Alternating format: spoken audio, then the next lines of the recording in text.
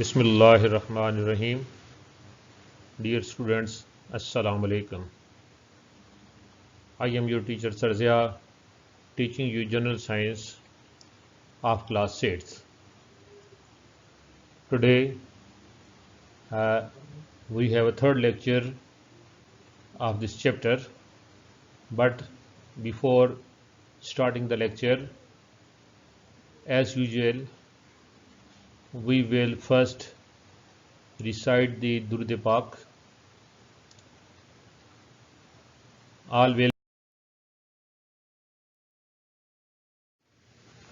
Allahumma salli ala Muhammadin Nabiyil Ummi wa ala alihi wa sallim taslima. बच्चों, आप लोगों ने इस दुरूद पाक को ज़बानी जब याद कर लेना है और जुम्मा के दिन नमाज असर के बाद आपने इसको 80 दफ़ा पढ़ने का मामूल बना लेना है. Dear students, on chapter number 7 of your general science book, which is about electricity and energy. Today our topic is resistance. Urdu में इसको रकावट कहा जाता है. Before going to the SLOs and defining the resistance, let's repeat what we have studied in 2 previous lectures. In lecture number 1, we discussed law of conservation of energy, according to which energy can neither be created nor destroyed, but it can be transformed from one form to the other. उम्मीद है आप लोगों को इसकी definition याद हो गई होगी. Secondly, we discussed Sankey diagram, which are called the energy arrows. How much energy that is given at the input, how much useful energy that is taken at the output, and how much energy that is wasted. A graphical representation by which we can see the useful energy output and wasted energy. In the second lecture, we talked about power supplies and voltage, and I told you that voltage or the potential difference, that is the force which is given to the current or the charge to move in the circuit. When the charge that flows in the circuit, the different appliances that work. Also, I told you that the potential difference or voltage that is measured by a voltmeter, और voltmeter की symbol आप लोगों को बताई थी, और ये बात भी आप लोगों को बताई थी that the potential difference or voltage that is measured across any electrical appliance by connecting it in parallel, and to measure the current in the circuit we connect the ammeter in series in the circuit. इसके अलावा हमने कुछ symbols के मतलब बात की थी. आज दोबारा हम इन सिंबल्स के मतलब ये वो बात करेंगे. Now let's go to our topic, that is the resistance. First of all, the students' learning outcomes. After learning this topic, first the students will understand the different terms and symbols which are used in the electricity, the students will get the concept of resistance in the electricity, and they will come to know on the factors on which the resistance that depends upon. And lastly, we will add some sentences about Ohm's law, which relates voltage, current and the resistance. These are the SLOs.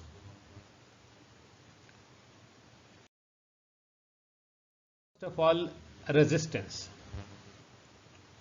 जैसे कि मैंने पहले आप लोगों को बताया है, उर्दू में इसको रकावट कहा जाता है। ये जो डेफिनेशन लिखी हुई है, इसको पढ़ने से पहले मैं आपको इसका कंसेप्ट क्लियर करने की कोशिश करता हूँ। That is the opposition offered in the flow of current in the circuit. As you know that the current, that is the flow of charge, and the charge that consists of free electrons. तो circuit में जो free electrons move कर रहे होते हैं उनको जो opposition आती है that is known as the resistance. The opposition offered in the flow of electrons in the circuit, that is known as the resistance, or जो आप लोगों की बुक में डेफिनेशन लिखी हुई है, द हिंडरनेस, ये भी हमारे पास रुकावट है, the hinderance to the flow of charge, that is called resistance. अब कुछ इसके पॉजिटिव इफेक्ट्स रहते हैं, कुछ इसके नेगेटिव इफेक्ट्स होते हैं. आपकी बुक में तो नहीं है, लेकिन चंद एक बातें आप लोगों को इसके मतलब ये वो बता दूं कि रेजिस्टेंस क्यों होती है. जिस वक्त इलेक्ट्रॉन्स, फ्री इलेक्ट्रॉन्स किसी भी सर्किट में मूव कर रहे होते हैं तो रास्ते में जितने आयंस मौजूद होते हैं, when they move, the ions they are vibrating at their positions, तो उनके साथ उनका टकराव होता है जिससे उनकी मूवमेंट में फर्क आता है. या इलेक्ट्रॉन्स जिस वक्त आपस में कोलाइड करते हैं तो उनकी मूवमेंट जो है वो कम हो जाती है. इसको हम रुकावट या रेजिस्टेंस का जो नाम देते हैं. Due to resistance what happens that heating effect is produced. Body heat up जो वो हो जाती है.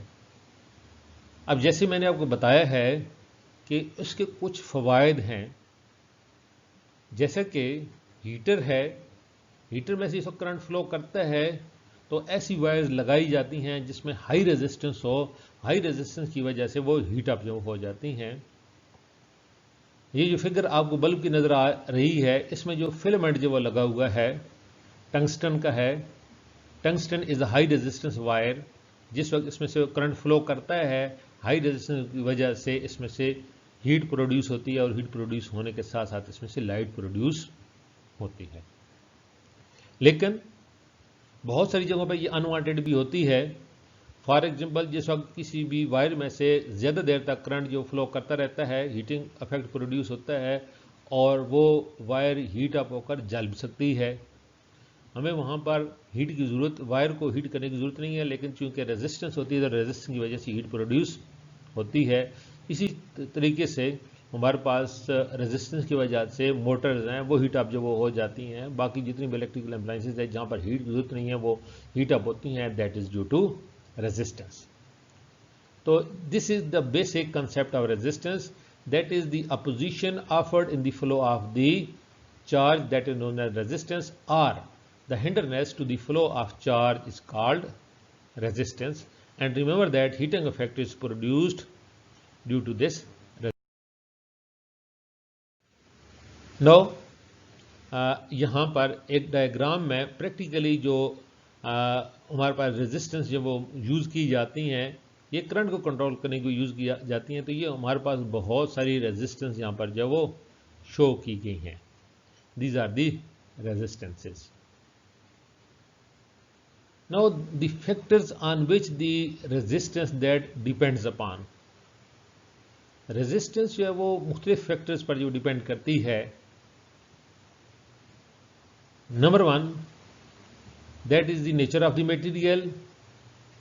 Number 2, that is the length of the wire. Number 3, that is the area of cross section of the wire. Number 4, temperature.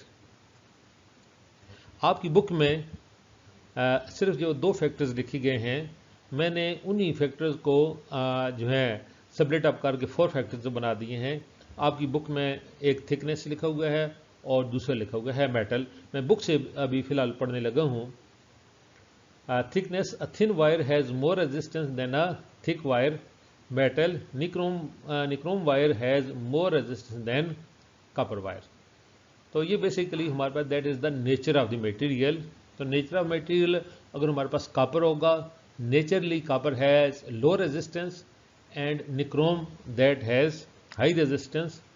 Nichrome is an alloy which is made up of nickel and chromium. Nickel और chromium को मिला के nichrome जब वो बनाया जाता है, that is an alloy.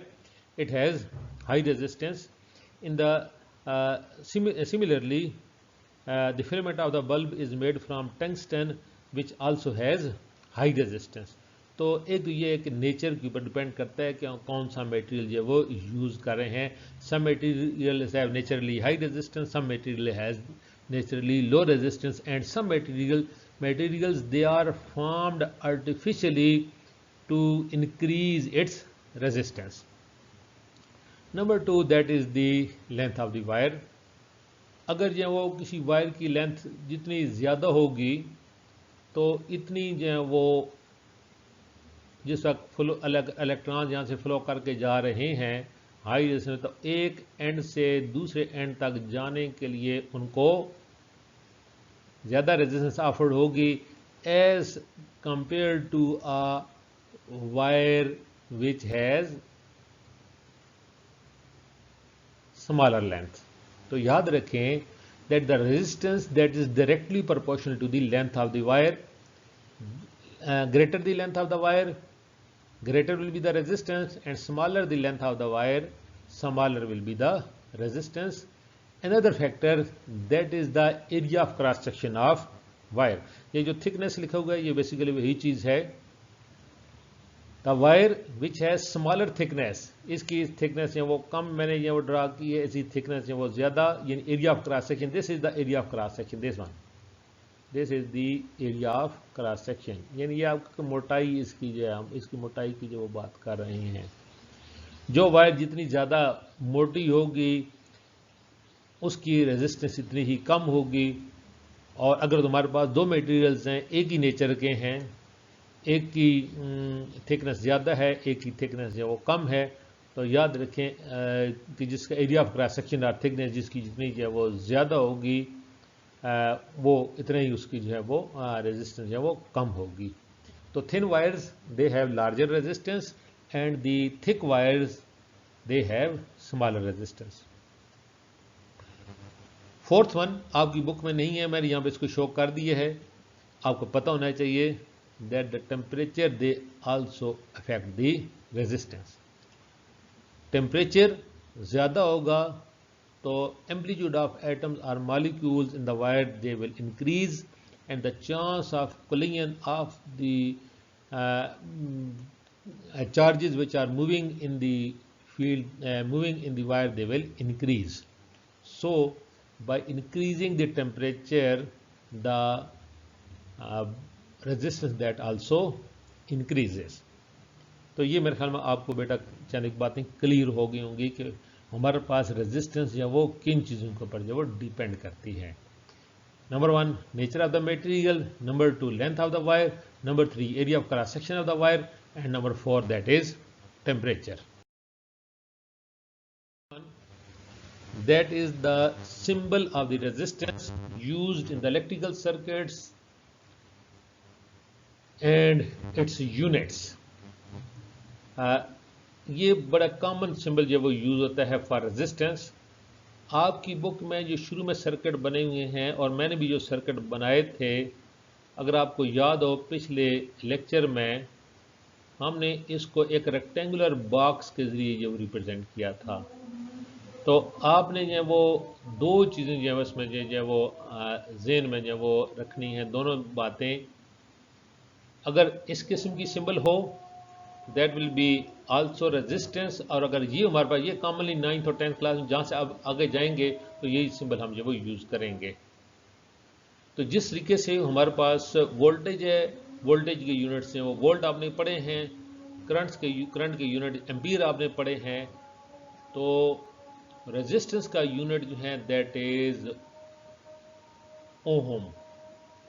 इसका रेजिस्टेंस जो है यूनिट का इसका जो है दैट इज ओहम। ये आपने याद रखना है, the unit of resistance that is ohm, and it is represented by a Greek letter. This is the Greek letter and it is known as omega.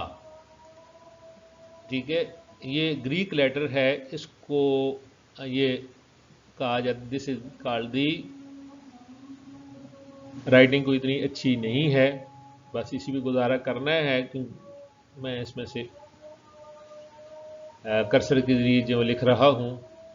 तो अगली चीज़ आपने जो वो ज़हन में रखनी है, the unit of resistance that is ohm, the unit of resistance that is ohm, and it's symbol is that is omega, या आपके पास ग्रीक लेटर जो ओमेगा, जो इसके जरिए इसकी जो मिसाल के तौर पे हमारे पास डिफरेंट जो है वो वायर्स हैं। अगर किसी की रेजिस्टेंस के मतलब बात करेंगे तो ये हमारे पास वायर, लेट अस सपोज एक वायर 5 ओम है, तो हम इसको इस तरीके से लिखेंगे, this is 5 Om, 10 Om, 15 Om, 16 ohm. तो मुख्तलिफ resistors they have different resistances. बेटा उम्मीद है रेजिस्टेंस मतलब पता चल गई। हम जो है वो अगली जो बात करते हैं, आपकी बुक में कोई डिटेल के साथ नहीं है, थोड़ा सी आप लोगों को जो मैं बताता हूँ, that is about the Ohm's law. Now according to Ohm's law, the potential difference applied across a resistor that is directly proportional to current flowing through it. The potential difference across two ends of a conductor or a wire that is directly proportional to the current provided the temperature of the system that remains constant. अगर temperature constant है, इसमें ये condition है Ohm's law के मुताबिक। ज़्यादा मैं इसमें डिटेल में नहीं जा रहा, नहीं आप लोगों ने इसको ज़्यादा ये नहीं याद रखना है, जो आपने याद रखना है उसके मतलब मैं बता दूंगा। ये जो साइन ऑफ प्रोपोर्शनैलिटी है, ये 9th क्लास में बहुत डिटेल में हम पढ़ेंगे। साइन ऑफ प्रोपोर्शनैलिटी जब ख़त्म करते हैं तो वो introduce some constant, and here the constant that is R, which is the resistance. This is the mathematical form of Ohm's law, that is V is equal to I R. यहाँ पर मैंने इसको लिखा है V multiply by R. This is known as the Ohm's law. और Ohm's law को जो use करके हम, अगर हमें दो क्वांटिटीज जो वो नोन हो, हम थर्ड क्वांटिटी जो वो मालूम कर सकते हैं। V अगर हमें पास हमें जब मालूम करना हो, I और R हमारे पास गिवन हो, तो हम मालूम कर सकते हैं by the formula V is equal to I R. I that represent the current, R that represents the resistance, and V that is for volt or potential difference।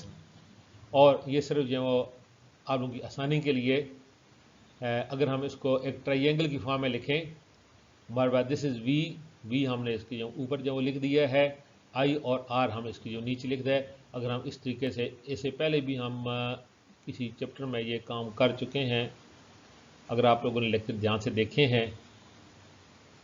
सिर्फ ये याद रखने की कोई इसमें साइंटिफिक काम नहीं है कि V इज इक्वल टू आई आ रहा है, V ऊपर लिखा, I इधर ये लिख दिया, R इसका दूसरा लिख दिया। अब यहाँ से हम फार्मूले को इस्तेमाल करने में थोड़ी सी आसानी हो जाती है।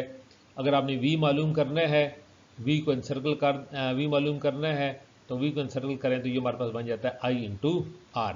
अगर जो वो I को जो मालूम आपने फाइंड आउट करना है, I को आप इनसर्कल करें, हमारे पास रह जाता है V डिवाइडेड बाई R। और अगर R आपने मालूम करना है, R को इनसर्कल करें, we will get V divided by I।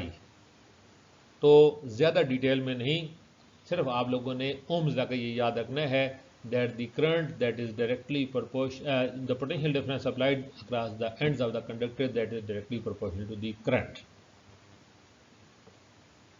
बेटा सेल्फ में 3 इसमें क्वेश्चन गिवन है आपकी बुक में, पेज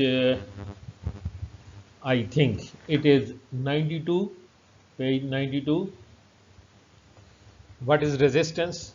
आप लोगों ने इसका आंसर जो वो लिख लेना है, आसान सी बात है. जो आप लोगों को स्लाइड पहली आप लोगों को दिखाई थी टॉपिक के बाद, रेजिस्टेंस 2 डेफिनेशन आप लिख सकते हैं, या बुक की डेफिनेशन आप लिख सकते हैं जो बुक में लिखी हुई है. आपको जो टॉपिक है रेजिस्टेंस, उसमें हमारे पास 1 2 3 थर्ड लाइन पर, resistance is an electrical quantity that measures the hinderance to the flow of charge. Resistance is an electrical quantity that measures the hinderness to the flow of charge. This is the resistance. और इसके साथ additional information आप इसमें add कर सकते हैं. The unit of resistance is ohm and it is represented by a Greek letter omega. और इसके साथ साथ आप इसमें सिंबल भी ऐड कर सकते हैं. सेकेंड वन, इसको हमने डिटेल से हम जो काम किया है, that is what effect does thickness and metal type on the resistance of wire. इन 2 चीज़ों का ये भी बुक में उसी पैराग्राफ में जहाँ पे ख़त्म हो रहा है 2 चीज़ों के मतलब पूछा है, that is thickness and second one that is the metal type. तो thickness, thin wire has more resistance, a thick wire that has less resistance. In fact यही हमारे पास है, thin wire has more resistance, thick wire has less resistance. Second one, that is a metal type. Nichrome wire has more resistance and copper wire has less resistance. Copper में चूँकि हिंडरनेस कम होती है electrons को या चार्जेस को, therefore it has less resistance, whereas nichrome wire has the high resistance. Third one, when a circuit is set up correctly, इस वक्त इसको जो वो हम जो वो सर्किट बनाते हैं, एक आपने सर्किट बनाया, it is found that voltage is 3 volt. इसमें 3 वोल्ट वोल्टेज है, यानी कि V is equal to 3 volt gives a current of 0.5 amperes. Current हमें जो उसमें से मिल रहा है, करंट को आप A से रिप्रेजेंट करते हैं, ये हमारे पास है 0. इसमें से करंट को जो है हम रिप्रेजेंट करते हैं I से, इसमें से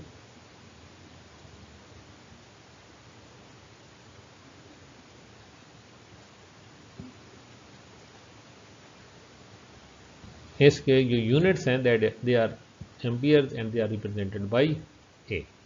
ये गिवन है, what volt will be needed to give a current of 1 ampere. 1 ampere जो वो उसके लिए कितने वोल्ट की ज़रूरत होगी. तो आपको पता है कि आपने 3 जो क्वांटिटीज़ पढ़ी हैं, वोल्ट, करंट और रेजिस्टेंस. तो सबसे पहले हम रेजिस्टेंस पहले हम जो फाइंड आउट कर लेंगे. रेजिस्टेंस जो पीछे वाली स्लाइड है उसको आप दोबारा देख सकते हैं. V is equal to I R या R is equal to V over I. Formula वहाँ पे गिवन है, V डिवाइडेड बाई I. आप उसमें कर लेंगे वोल्टेज दैट इज 3 और I जो है that is 0.5 and I think ये हमारे पास आ जाएगा 6. तो रेजिस्टेंस हमारे पास कितनी आ गई, 6 ओम. आगे हमारे पास, अगर हमारे पास करंट जो है, if the current that is equal to 1 ampere, you have to find out the volt आपने बताने हैं. उसी सर्किट में अगर करंट 1 एम्पियर है तो वोल्टेज क्या होगी. और अब हम वोल्टेज का फार्मूला लगाते हैं, V is equal to voltage या potential difference. We know that voltage is equal to V is equal to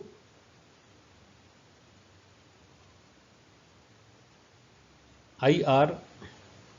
I जो है दैट इज 1 एम्पियर, ये हमारे पास है. मल्टीप्लाई बाय रेजिस्टेंस, हमने रेजिस्टेंस फाइंड आउट की है, this is equal to 6 ohm, 6 multiply by 1 that is 6। तो हम यहाँ पे आंसर हमारे पास आ जाएगा 6। और वोल्टेज, इसकी यूनिट्स सबको याद होनी चाहिए, its unit that is volt. तो हमारे पास इसका जो आंसर आ गया बेटा दैट इज 6 वोल्ट। तो आप लोगों ने टेस्ट योर सेल्फ अपनी नोटबुक्स के ऊपर जो वो कर लेना है और पेपर्स के लिए इसको तैयार करना है। होप ये चीज़ें आपको क्लियर हो गई होंगी।